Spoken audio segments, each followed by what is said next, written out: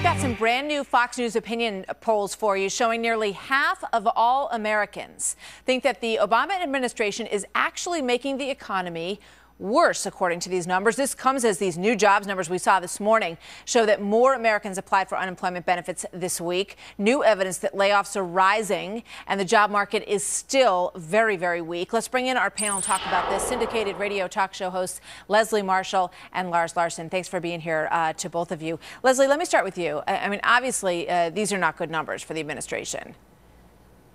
Oh, there's no question these aren't good numbers, but this doesn't mean that the economy is worse. It means that unemployment currently has a higher rate. Historically, companies do tend to lay off in the summer months, and that's been whether we've had a good economy or a bad economy. But this doesn't make the economy bad, nor does it make it the president's fault. When we look at what the president's done, whether it's a bailout for Chrysler and GM, who have profits, and the Dow Jones that has doubled in the past 2 years, overall, economists, nonpartisan, say that the economy's getting better. But remember, it's a slow climb. And Lars, my love, the tortoise did beat the hare.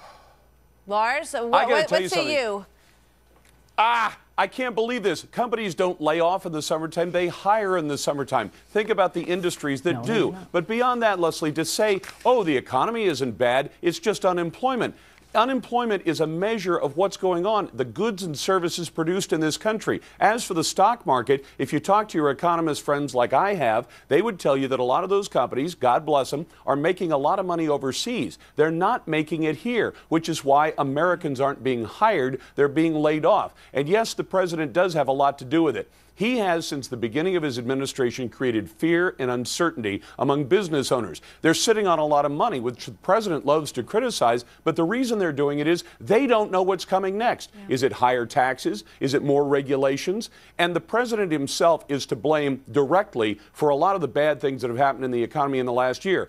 Tens of thousands of people laid off because the president banned oil drilling in the Gulf, for example, and the EPA regulations that his administration is pushing that are killing business throughout this country and sending the jobs overseas. You know, when you look at some of these numbers and you look at the fact, Leslie, and I think that the summer employment issue is kind of a tough one to sell, because you've got Cisco and Borders Books and large companies, not to mention NASA, which at the end of this program is going to lay off 8,000 people in Florida. It's a tough argument that the economy is improving. And I think if you say that to, people across the country who are losing their jobs, they're going to have that. They're going to find that pretty tough to swallow. And when election time comes around, these numbers are going to be, people are going to vote their pocket.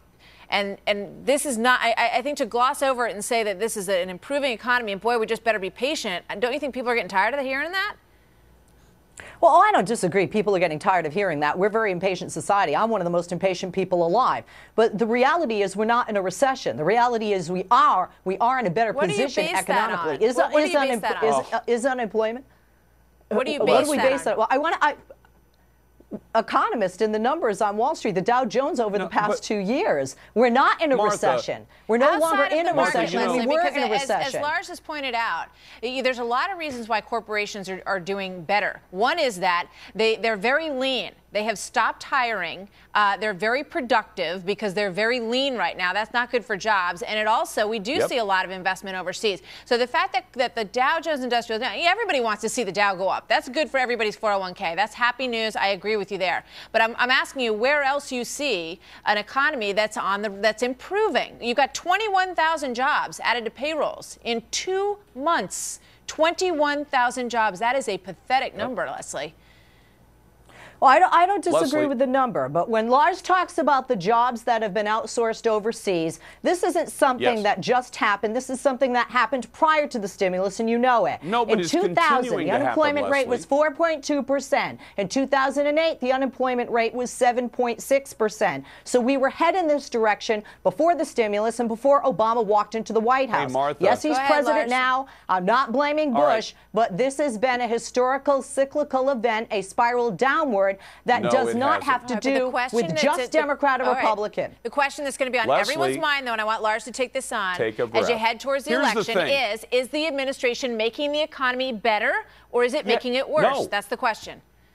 They're making it worse, and I can give you the concrete examples. The regulations that are crushing American business, the uncertainty about health care. Obamacare is going to kill a lot of companies. They're going to be forced to either pay a fine to the government or cover their employees at much higher cost. And the president somehow sold us a bill of goods that we could cover 40 million additional people for health care at no net cost to the economy. It didn't happen, and it isn't happening. And Leslie, I can't imagine that you can tell me that raising taxes is going to be good for companies that are looking at their balance sheet saying, can we afford to add people or subtract people if our costs are going to go up? All right.